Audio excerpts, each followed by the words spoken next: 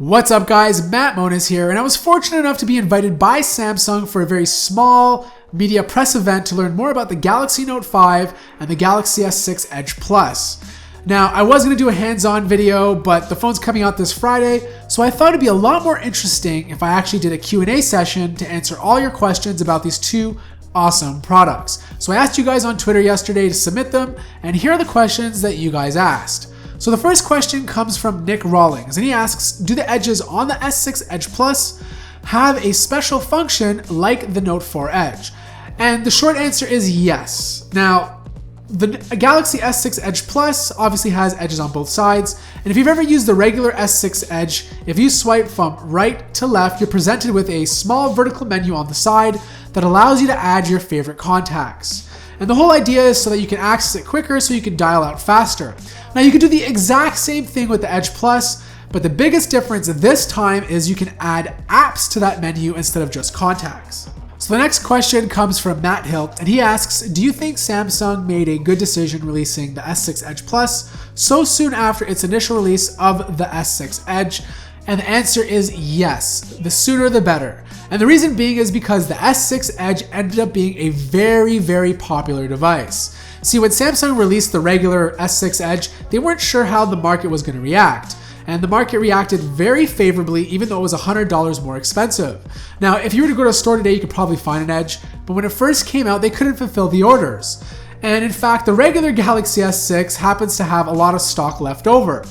So my guess, and this is for next year, I have a feeling next year that Samsung is going to completely scrap the regular Galaxy S7 and just release a Galaxy S7 Edge and a Galaxy S7 Edge Plus at the exact same time. And then a few months later, you're going to have the Note device, so the Note 6. So the next question comes from Ivan Machuti, and he asks, is it really any upgrade from the S6 besides size? Yes and no. Like this is really coming down to personal preference, if you value bigger phones or not. Now, if you value a bigger phone, then obviously to you, then it is a very good upgrade. But if you're talking about specs, the specs are not that different. Now, you are getting an extra gigabyte of RAM with the Note 5 and the Edge Plus. You're getting a bigger battery. And of course, you're getting the S Pen functionality if you decide to go with the Note 5. Now, for me personally, I prefer one-handed devices, so it's not a very big upgrade. But if you're a fan of the stylus or if you love bigger screens, then yeah, it's going to be a better upgrade. Now, there have been a few reports out there about the Edge Plus having pretty good battery life, even though it only has 3,000 milliamps. Some tech reviewers are reporting that it's getting about 5 to 6 hours of screen on time, which is really good for a Note phone. So moving on to the next question, it comes from Mushy Titan. He asks, so how did the keyboard feel when using it? What did you feel were the drawbacks? Okay, the keyboard has been talked about like crazy. Most of the people are saying this is the dumbest thing that Samsung has ever released. So I did get to play with it yesterday, and I have to admit, it does feel really, really, really cheap. It also makes the device look really, really, really cheap. Now, do I think people are gonna buy this? Maybe. I personally don't like physical keyboards. I don't like the way it looks on the Note 5 and the Edge Plus. So yeah, I think that's already a big drawback. It is kind of cool how it works. So basically it acts as a case. So it has like a back plate that you snap on the back of the phone, and then you take the keyboard portion and you can put it on top. And then all of a sudden the screen aspect ratio adjusts to stay above the keyboard so that you can go ahead and use the phone as if it was a normal phone. Would I ever buy it? Probably not. Would I recommend it? Maybe to my dad or someone who uses physical keyboards, a BlackBerry user maybe. But I think if you're still using a physical keyboard, you're in denial because virtual keyboards are so good now that you can have a great typing experience on it. Next question. This goes to Jermar, and he asks, how do you feel about that screen off S Pen writing? So one of the newest features of the Note 5 is the ability to pop out the new S Pen and start writing on the screen automatically. Doesn't matter if you turn your phone on, it doesn't matter if you unlock the screen. Even if the screen is black, as soon as you take the S Pen out, you can automatically start writing. Now, I think this is a really great feature. In fact, I'm surprised it hasn't made it into previous Notes because it just seems like something that's so natural. It's great for situations when you're talking to somebody and you have to quickly jot something down. The example that Samsung uses if you're in a parking lot and you have to write down a license plate number. So the next question is from Jalitha Hewage, and he asks, if you're a college student, What device is better for day-to-day use? Okay, so both phones pretty much have the exact same specs, except one has an Edge display and the other has an S Pen. Now, if you're a student, most likely you're on a budget, so I would definitely consider the Note 5 over the Edge Plus. And the reason I say that is because it's cheaper. It has the S Pen, which is great if you want to take down notes, and you can get it in 32 or 64 if you live in the United States.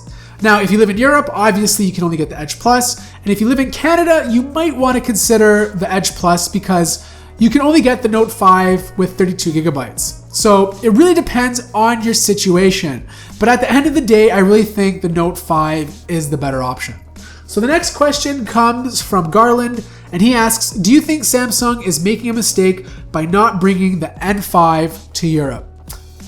From a business perspective, no, I definitely don't think they're making a mistake because obviously the market is not big enough in Europe for them to bring it there.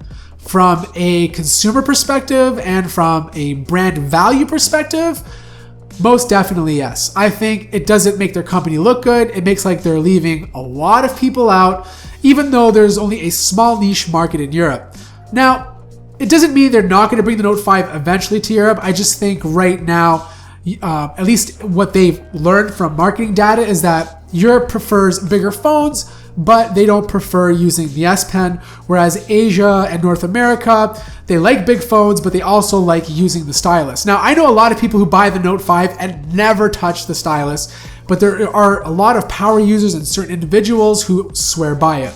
So I definitely don't think it's a mistake from a business perspective, but from an overall brand value or marketing perspective, I think it might be. So the last and final question comes from Nate Best, and he asks, is the Note 5 worth the extra price compared to the Galaxy S6? That really comes down to personal preference. It really depends on your budget, what you're going to be doing with the Note 5. If you're going to be using the stylus a lot, then definitely it's worth it over the Galaxy S6. It does have a bigger battery and it does have 1 gigabyte of extra RAM. Now you might not need that, it might not be important, and you might prefer one-hand operability over a bigger screen. So it really comes down to personal preference. Now, this is what I will say. If you are a big advocate of the S Pen, then it's definitely worth it. If you're all about best bang for your buck, there are a lot of other 5.5 to 5.9 inch screens out there that might serve your needs for a lower price. So it really comes down to what you prefer in a smartphone. But I have to say, I played with both devices. They are pretty cool. The screens are very big and bright. The S Pen is better than ever before. That whole clicking feature is very therapeutic, and I can see it annoying a lot of people at the same time. But yeah, I'm very excited about this Friday. I'm definitely going to get my hands on both of these devices, so I will be reviewing them. I want to thank you guys for submitting your questions, and if you haven't subscribed to the channel yet and you want to see my reviews on both of these phones, feel free to do that, and I'll see everybody in the next video.